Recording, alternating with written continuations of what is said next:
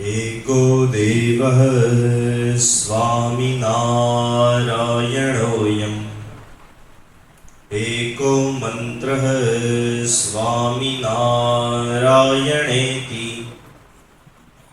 एको वैद्यः स्वामिनारायणोऽयम् एकोपास्यः स्वामिनारायणो नः। कृपा करो मुझ ऊपरे सुख निधि सहजानंद गुण तमारा गाववा बुद्धि आपजो सुख कंद गुण तमारा गाववा बुद्धि आपजो सुख कंद। श्री स्वामिनारायण भगवाननी जय। શ્રીમદ સત્સંગી જીવનના મધ્ય રહેલા 5 પ્રકરણમાંથી 2 પ્રકરણનો અભ્યાસ આપણે સૌએ કરી લીધો છે। 2 પ્રકરણોની અંદર રહેલા ભગવાન શ્રી સ્વામિનારાયણના દિવ્ય ચરિત્રોને આપણે સૌએ માણી લીધા છે અને હવે આપણે ત્રીજા પ્રકરણની અંદર આગળ વધી રહ્યા છીએ। શતાનંદ સ્વામી અહીંયા લખે છે કે ભગવાન સ્વામિનારાયણ ગઢપુરની અંદર સંવત 1861 ના મહાસુદ અને એકાદશીના દિવસે આવ્યા અને તે દિવસથી લઈ સંવત 1869 ના મહાસુદ અને એકાદશી ના દિવસ સુધી 8 વર્ષ પૂરા થયા। આ 8 વર્ષ દરમિયાન ભગવાન સ્વામિનારાયણ ગઢપુરની અંદર જ રહ્યા। આસપાસના કોઈ પણ ગામોમાં નગરોમાં વિચરણ કરવા અર્થે જવું હોય તો જાય, પરંતુ પરત પાછા ગઢપુરની અંદર આવી અને નિવાસ કરે। આ પ્રકારે ભગવાન સ્વામિનારાયણ પોતાની દિવ્ય લીલા ચરિત્રને વિસ્તારી રહેલા। હવે સુરત મુનિ પ્રતાપસિંહ રાજાને કહે છે કે રાજન, સંવત 1870 ના કારતક વદ અને પંચમીને દિવસે એબલ ખાચરે ભગવાન સ્વામિનારાયણની પ્રેરણાથી પ્રેરાઈ એમની મૂર્તિની અંદર સંલગ્ન થઈ અને અંતે ગઢપુરની અંદર જ પોતાના દેહનો ત્યાગ કર્યો અને ભગવાન સ્વામિનારાયણનું દિવ્ય એવું જે અક્ષરધામ એને વિશે તેઓ પ્રાપ્ત થયા। તો હવે એબલ ખાચરે ગઢપુર અને પોતાના દેહનો ત્યાગ કરી ભગવાનના અક્ષરધામને વિશે ચાલ્યા ગયા છે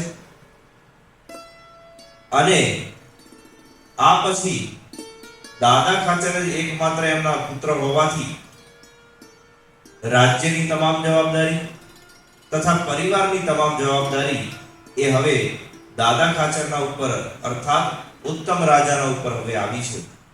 પોતાના પિતાશ્રી એ ધામની અંદર ગયા છે, તેને કારણે હવે ઉત્તમ રાજાએ પોતાના પિતાનું ઔદ્વ દૈહિક કર્મ કર્યું છે અને પિતા પાછળ કરવાની જે તમામ ક્રિયાઓ એને પણ આદર સહિત ગૃહસ્થ હરિભક્તના જેમ એનું સતત રીતે પાલન કર્યું છે। દાદા ખાચર જ્યારથી રાજ્ય વહીવટની અંદર આવ્યા અને એક પ્રકારે રાજા તરીકે એમની નિમણૂક થઈ ત્યારથી દાદા ખાચર એ સતત ભગવાન સ્વામિનારાયણના અતિશય અનુરાગી હતા।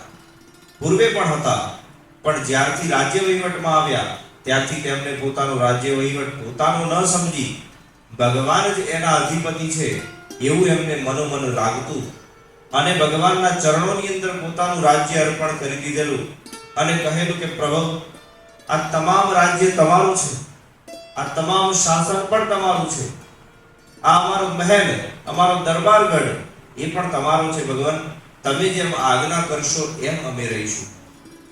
આ વાત ઉપરથી આપણને એક સુંદર પ્રસંગ પણ યાદ આવે કે અવારનવાર ભગવાન સ્વામિનારાયણના દાદા ખાચરની સાથે સખા ભાવે અને કોઈક વખતે ભક્ત ભાવે તો કોઈક વખતે પરીક્ષા લેવાના અર્થે પણ અમુક પ્રકારના ચરિત્રો કરતા કે જેને વશ થઈ આપણા જેવા મનુષ્યને લાગે કે શું આ ખરેખર દાદા ખાચર કોઈ રાજ દરબારી પુરુષ હશે કે શું, કે કોઈ સામાન્ય માણસ હશે?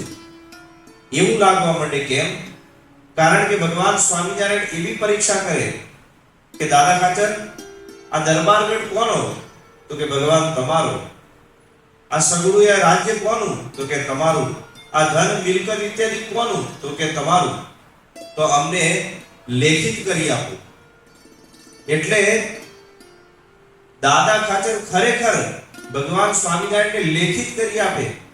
એના ઉપર જે રાજ્યની મોહર છાપવાની હોય કે તમામ જે ઔપચારિકતા એ બધી એનું સારી રીતે પાલન કરી અને લખીને આપેલું અને ભગવાન સ્વામિનારાયણના ચરણોમાં અર્પણ કર્યું. હવે આટલે સુધી તો આપણને થાય કે કદાચ ચલો ભગવાનના ભક્તની ભગવાનને વિશે અતિશય શ્રદ્ધા હશે એટલે આવું શક્ય બનતું હશે. પરંતુ અહીંથી આગળ ભગવાન સ્વામિનારાયણે દાદા ખાચરને કીધું કે દાદા ખાચર, હવે તમે એક કામ કરો, અમારા દરબારગઢની અંદરથી બહાર નીકળી જાઓ. એટલું જ નહીં, અમારા રાજ્યની અંદરથી પણ બહાર નીકળી જાઓ. તમારે અમારા રાજ્યમાં પણ નહીં રહેવાનું, અમારા ગામમાં પણ નહીં રહેવાનું, બહાર નીકળી જાઓ. તો દાદા ખાચર રાજી ખુશીથી ભગવાનને વિશે જરાય પણ મનુષ્ય ભાવ લાવ્યા વિના પ્રસન્નતા થકા એ દરબારગઢમાંથી બહાર નીકળી ગયા અને ગામમાંથી પણ બહાર નીકળી ગયા અને ભિક્ષા વૃત્તિ કરીને જીવન જીવવા લાગ્યા. મુક્તાનંદ સ્વામીએ કહ્યું કે પ્રભુ, આટલી બધી મસ્તી ન સારી. દાદા ખાચર તો રાજપુરુષ છે, એમને આવા પ્રકારની પરીક્ષાઓ લેવી આપણા માટે યોગ્ય ન કહેવાય. એમને પાછા બોલાવી દો. એટલે પાછા ભગવાન સ્વામિનારાયણે દાદા ખાચરને પાછા બોલાવ્યા અને બધું રાજ્ય વહીવટ બધું પાછું એમને લખી આપ્યું. તો આવી ક્યાંક ક્યાંક તીખળ પણ કરતા અને પરીક્ષાઓ પણ કરતા, પણ દાદા ખાચર એમાં જરાય ડગમગતા નહીં અને એમને સતત ભગવાન સ્વામિનારાયણની અંદર ભગવાનપણાનો જ ભાવ થયા કરતો. તો આવા ઉત્તમ ભક્ત હતા અને નામ પણ પાછું ઉત્તમ રાજા હતું. એવા દાદા ખાચર સુખપૂર્વક અહીંયા ગઢપુરની અંદર નિવાસ કર્યો છે. ભગવાન સ્વામિનારાયણને પોતાનું સર્વસ્વ અર્પણ કરી અને રાજ્ય વહીવટ એ સારી પેઠે સંભાળી રહ્યા છે. જેમ કે આપણે પૂર્વે જાણ્યું હતું એ પ્રમાણે અભલ ખાચરને પણ ઘણા બધા શત્રુઓ હતા. એ જ રીતે દાદા ખાચરને પણ શત્રુ હતા અને જ્યારે એ શત્રુઓએ જાણ્યું ભગવાન સ્વામિનારાયણ ગઢપુરની અંદર નિવાસ કરી રહ્યા છે અને ઉત્તમ ખાચર જે અભલ ખાચરનો પુત્ર છે એના હાથમાં હવે રાજકાજ આવ્યું છે, તો આપણે એને પડાવી લઈએ, લૂંટી લઈએ એવા પ્રકારના ભાવ કરીને જ્યારે આવ્યા ત્યારે ભગવાન સ્વામિનારાયણે એ બધાનો પરાભવ કરેલો અને શત્રુઓ બધા જ દાદા ખાચર માટે કોઈ શત્રુ રહ્યા ન હતા. બધા શત્રુઓનો દાદા ખાચર માટે નાશ થઈ ગયો હતો. એ પણ ભગવાન સ્વામિનારાયણની કૃપાથી જ થયું હતું. હવે ગઢપુરની અંદર ભગવાન સ્વામિનારાયણ આ બધા પોતાના ભક્તોની ખૂબ પ્રસન્નતા જોવે છે કે દરેક ભક્તો પોતાની અંદર કેટલી બધી પ્રીતિ અને સ્નેહ ધરાવે છે. અને એમાં વિશેષ કરીને દાદા ખાચર અને એમનો તમામ પરિવાર, દાદા ખાચરના 4 બહેનો, એમના કહેવાય કે માતાશ્રીઓ અને પોતાની પત્નીઓ, આ બધા જ ભગવાનની અંદર અતિશય સ્નેહ કરી અને ભક્તિથી યુક્ત થયા છે. એટલે ભગવાન સ્વામિનારાયણે એ બધાને જ રાધા કૃષ્ણ દેવની ધાતુની નાની મૂર્તિ એ પૂજવા માટે આપી કે જેની રોજ તમારે પૂજા કરવી એવું ભગવાન સ્વામિનારાયણે આજ્ઞા કરી અને આ મૂર્તિ આપેલી. તેમ છતાંય પણ આ બધા હરિભક્તોને મનમાં રહી ગયું કે ભગવાન સ્વામિનારાયણના જો અમને રોજે દર્શન થાય તો અતિશય આનંદ થાય. તો ભગવાન સ્વામિનારાયણે હરિકૃષ્ણ સ્વરૂપની મૂર્તિ પણ ધાતુની મૂર્તિ નાની એવી આ તમામ ભક્તોને પૂજવા માટે આપેલી. ત્યાર પછી ભગવાનના ભક્તો એવા ઉત્તમ ખાચર અને તમામ પરિવારજનો એ અત્યંત પ્રસન્ન થયા. દાદા ખાચરના 4 બહેનોમાં બીજા બહેન કહેવાય એ લલિતાબા, એટલે કે લાડુબા જેને આપણે કહીએ છીએ. એ લાડુબાને ભગવાનની ભક્તિમાં અને સ્નેહમાં જરાય પણ ફેર ન પડતો અને સતત નિર્વિઘ્નપણે ભગવાનનું ભજન કર્યા કરતા. આમ કરવાથી ભગવાન સ્વામિનારાયણ એમના ઉપર ખૂબ પ્રસન્ન થયા અને ભગવાન સ્વામિનારાયણે લલિતાબાને કહ્યું, તમે અમારી ભક્તિ ખૂબ સારી રીતે કરી છે, માટે અમે તમારા ઉપર ખૂબ જ પ્રસન્ન છીએ. તમારે જે વરદાન માંગવું હોય એ નિશ્ચિત થઈને માંગો. આવું જ્યારે લલિતાબાઈએ કાને સાંભળ્યું એટલે એમના મનમાં ઘણા લાંબા સમયથી થયા કરતું કે આપણે ભગવાનને જાતે થાળ કરીએ અને ધરાવીએ. પરંતુ આ ભગવાન તો સાધુનું સ્વરૂપ લઈને આવ્યા છે, એટલે એમને તો સ્ત્રીઓનો ત્યાગ છે, સ્ત્રીઓના સમીપે ન જવું એવું કરીને એમને પોતે નિર્ધાર કર્યો છે. તો આપણે મનની અંદર ધારણ કરી રાખેલો જે આપણો કોડ એ હવે કેવી રીતે પૂરો થશે? પરંતુ આજે તો ભગવાને આપણને વરદાન માંગવાનું કહ્યું છે, એટલે ચોક્કસપણે હું આવું જ વરદાન માંગીશ એવું મનોમન લલિતાબા વિચારવા લાગ્યા. એટલે ભગવાન સ્વામિનારાયણે પણ અંતર્યામીપણે જાણી લીધું અને સામેથી જ કહ્યું કે હે લલિતા દેવી, તમે જે મનની અંદર વિચારી રહ્યા છો એ નિશ્ચિતપણે પૂરું થશે હો. તમે હવે શંકા ન રાખશો અને તમારો જે થાળ ધરાવવાનો જે કોડ છે અમે પૂરો કરીશું. અને સંસારની અંદર પણ લોકને એવું ન લાગે કે આ સાધુ સ્વરૂપે રહેલો ભગવાન એ પોતાના સાધુના નિયમો તોડે છે, એવું અમે કાર્ય કરીશું. કેમ? તમને જે અમારી મૂર્તિ પૂજવા આપી છે એ મૂર્તિને તમે થાળ ધરાવજો અને અમે સાક્ષાત એની અંદર જમવા માટે પધારીશું. આવું ભગવાને વચન કહ્યું. લલિતાબાએ એ પ્રમાણે બીજા દિવસથી જ શરૂઆત કરી.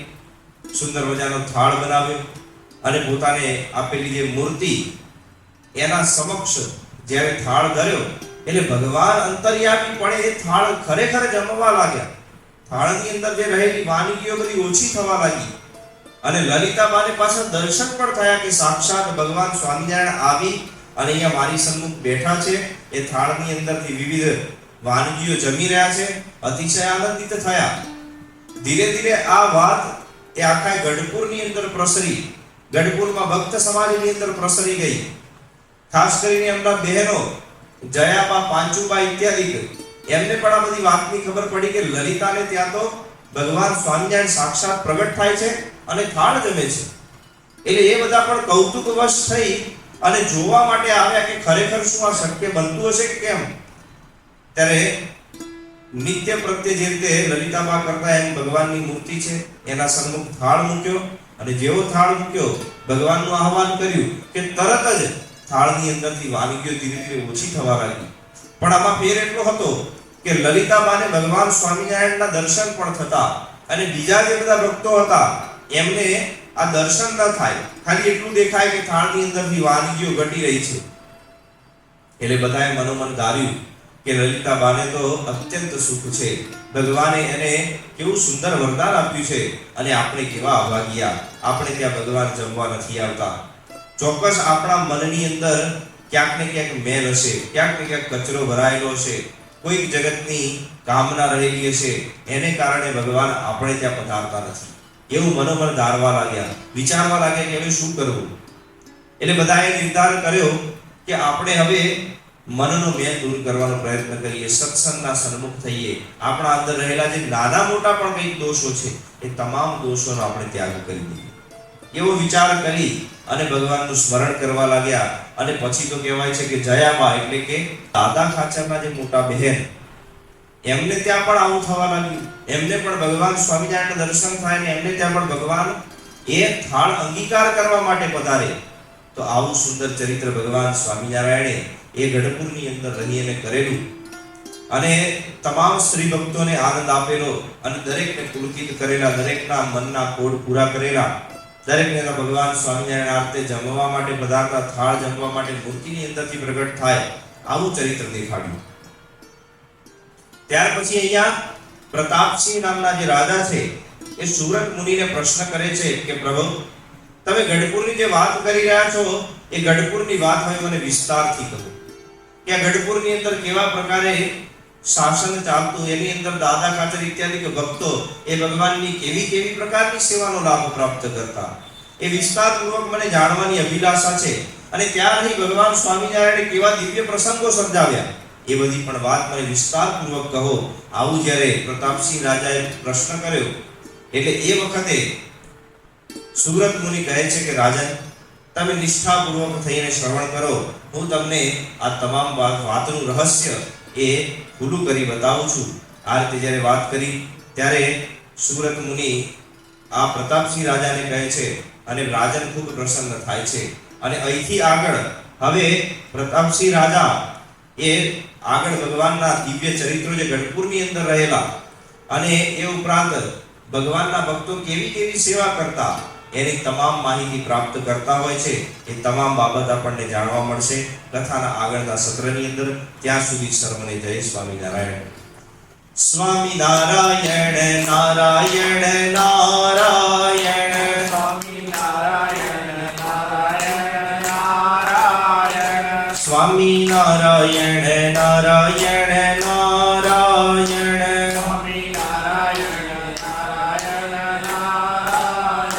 સ્વામિનારાયણ સ્વામિનારાયણ સ્વામિનારાયણ સ્વામિનારાયણ નારાયણ નારાયણ સ્વામિનારાયણ નારાયણ નારાયણ સહજાનંદ સ્વામી મહારાજ